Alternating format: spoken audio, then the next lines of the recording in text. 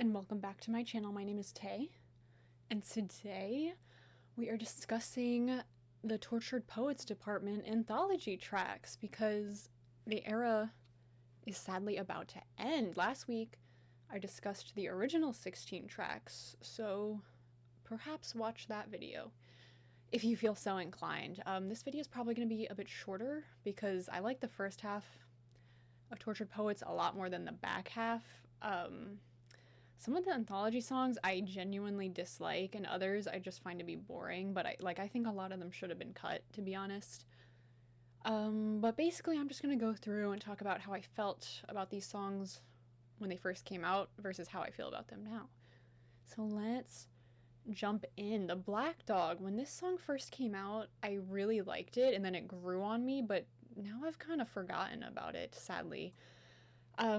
She is a really good song. She sets the scene where they've broken up and she's checking his location.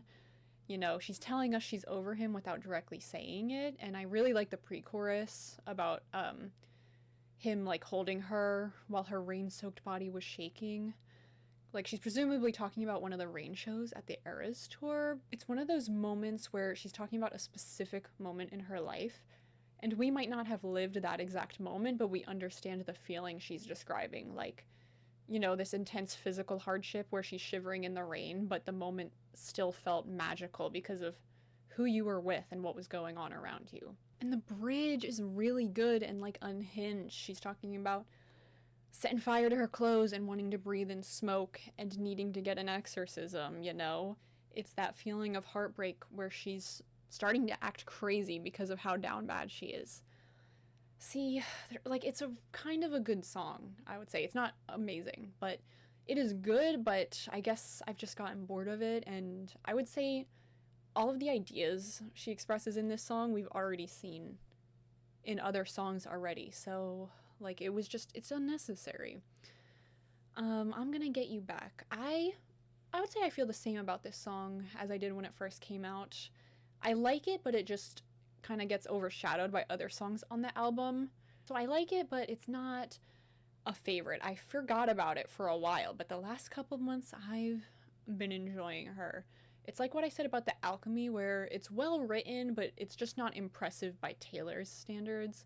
But the production is really addictive. That weird synth noise at the beginning that runs throughout the song, to me, that makes it feel like time has stopped, which is kind of what happens in the song. Like, they're both at a party, but everyone around them kind of just falls away and they're just focused on each other and this game they're playing where they're leading each other on, and, you know, she's trying to get revenge on him but also trying to win him back. It's really good, and I love her delivery in this song. It's giving Siren. Like, she sounds sweet and lures you in, but there's something scary underneath. See, I do like this song. It's just not a favorite. I think the length of the Torture Poets Department just left a bad taste in my mouth, and it's hard to explain why. I think it was just an overwhelming amount of content to digest, and, like, listening to the anthology on shuffle, I just think some things got lost in my brain. Like, that was my personal experience. I know people are gonna disagree and be like, we need all 31 songs. Like, why are you complaining about getting more music? And it's just, I'll talk about that a little later, but I don't think we needed all these songs. The Albatross is nice. I like this song more than a lot of other songs on the anthology, but I would still say we don't really need it because it is basically a Willow dupe. Like, come on, y'all. It sounds so similar, and we already have plenty of other songs about her being an alleged man-eater, but the background vocals on this song are really, really beautiful. She does, like, a humming noise during the bridge, and the last chorus, there's, like, extra vocals where she's like, I'm sorry, I can't sing. But when she does it, she sounds really, really beautiful. See, I, like, forget about this song, but when it comes on, I'm like, wow, this is, like, really beautiful. But again, I'm, like, not sure we really needed it, even though it is good. Chloe or Sam or Sophia or Marcus, I have a strong dislike for this song that has grown over time. I don't like the production. The doo-doo-doo-doo-doo is so annoying to me. And the lyrics feel too overwrought. I talked in the last video about how OML has mostly exceptional writing, but a few lines that, seem like she's trying too hard, in my opinion. This song feels like her trying to show off her writing to me. Like, I pulled some lyrics. As the decade would play us for fools, and you saw my bones out with somebody new, who seemed like he would have bullied you in school, and if the glint in my eye traced the depths of your sigh down that passage in time. And so if I sell my apartment and you have some kids with an internet starlet, will that make your memory fade from this scarlet maroon? It feels like she was trying to gag us on an album that already has so many gags. Like, it's too much. I actually get annoyed listening to this song. I'm sorry if it's one of your favorites. I just really can't even listen to it. How did it end? One of her best songs. It is really, really good. The come one, come all, it's happening again was surreal to listen to that first time. And to me, this song, it's about the breakup, but it's also about her thinking about how to handle it in regards to her career and her public image. Like, it feels like she's sitting down and trying to write up a statement that she's gonna have to go and read on national TV in front of millions of people, which is, pretty much how it goes when her albums get released. But as she's writing it, she's like, I actually don't know how it ended. The empathetic hunger line is so good. It's like it's simple, but it's just like perfect. It captures how people reacted to the breakup. So many people were like, I'm so sad for her, but so excited for the album. Like, as soon as the news dropped, like vultures picking at the carcass of her relationship. Like, y'all, it was a little fresh to be saying, I'm so excited for the album. But anyways, and the double meaning when she says, we must know how did it end. Like, we the people need you to tell us how it ended, but also we, as in her and Joe, must know how it ended, right? But, like, she doesn't. I do kind of hate the death rattle line, but the sitting in a tree DYING line makes up for it a million times over. The DYING line does it for me every time. Like, it is just, it like stabs you. And the production, I'm gonna clap because it perfectly captures the mood of the song. It feels like you're at a funeral. I think this is the best song on the anthology, and I get why it's not on the original, but it really gets bogged down by all of these other mid songs. I really think she should have just done 4 to 6 bonus tracks. So high school, well written, but nothing to write home about. It's cute and fun, I like it, it's just not S-tier Taylor to me. That's pretty much how I felt about it when it came out too. I think I like it a bit more now, because when it first came out, it kind of seemed like it could be a red flag song, like, I want to find you in a crowd just to hide from you. Like, what do you mean by that? Why are you hiding from him, and then why are we running away? Like, anyways, now we know it was not a red flag song. It was just cute and wholesome. Except it's not, because in my more recent listens to this song, I've realized how freaky it is. I might even say it's her freakiest song. And it's not even subtle either. I don't know how I didn't realize for so long. Maybe I'm alone in this and I'm just dumb. But truth, dare, spin bottles have certain implications, because in the movies, truth or dare is like always sexual. Touch me while your bros play Grand Theft Auto and your friends are around, so be quiet, I'm trying to stifle my sighs, are implying some crazy things. Like, it's literally giving he's getting her off in front of his friends. Or maybe she's just, like, sighing because she's in love with him. Like, it could be either, but there's some suggestive stuff going on. Full throttle is an obvious innuendo, and get my car door isn't that sweet. Then pull me to the back seat. What are you doing back there, Taylor? Share with the class. It's actually such a freak song. And I think this could be foreshadowing some frightening things to come. On the life of a showgirl, I'm really worried about father figure. It's like eating away at me. I do think we needed this as a bonus track. Like, it's a ray of sunshine on this album. It's like the only ray of sunshine. And Taylor really loves it. So, like, we must stan. Having so high school between How Did It End and I Hate It Here is pretty unhinged, but that's beside the point. I really liked I Hate It Here when it first came out because it's just really relatable. You know, daydreaming to escape reality because the world kind of sucks. But I guess I would say it's a bit surface level. It's meant to be very accessible to a lot of people, and so that's my opinion on it. I know some people might disagree. I do appreciate it though. Like, she doesn't talk about getting older in this song, but there's this underlying feeling of losing your childhood innocence. Like, as you get older, you realize how awful the world is, and you know you're like too old to be daydreaming, but you do it anyway to escape from reality. She just doesn't have another song like this, to be honest. So I think it's worthwhile to have on the album, even though I'm not very fond of it anymore. Now, here we are, songs that we didn't need. Thank you, Amy. Like I said earlier, there are so many times Taylor tries to gag us on this album. After a certain point, it gets annoying. When this song first came out, it was kind of a serve because of the Kim in the title, but now it just leaves a really bad taste in my mouth. If I were to give her the benefit of the doubt, I would say maybe she literally wrote this song for like young children, because I'm sure someone in middle school or younger would find this song to be very empowering and relatable, but as an adult, it makes Taylor look really bad. Like, yes, Kim and Kanye royally screwed her over. However, she is at the height of her career on the biggest tour of the world, writing about this incident from 7 years ago and portraying herself as an underdog getting bullied on the playground. Like, she already won. She got vindicated, and Kim and Kanye fell off the face of the earth. So why are we drudging all this up again? It feels like this song is meant to get attention because it's about the drama, but this album was her biggest yet, so it's not like she needed the attention. There's like tasteful Taylor Petty, and then there's embarrassing Taylor Petty. Like, she just takes it too far sometimes. When she released her music onto Spotify the day Katy Perry's album released, like, that was like embarrassing Petty. Like, you're acting crazy. And when she does stuff like this, it just makes me question if she is the calculating, vindictive person people claim she is.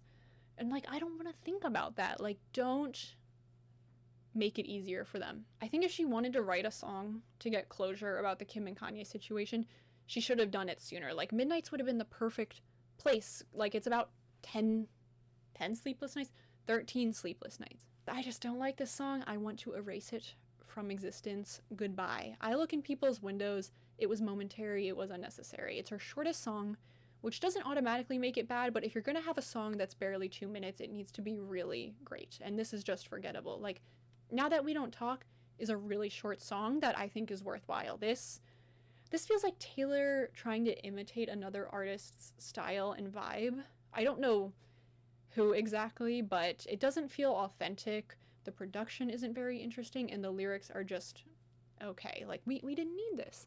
The Prophecy, finally, some good effing food. It was one of my favorites when the album first came out, and even though I don't listen to it as much anymore, I think it's like one of her best songs, maybe of all time.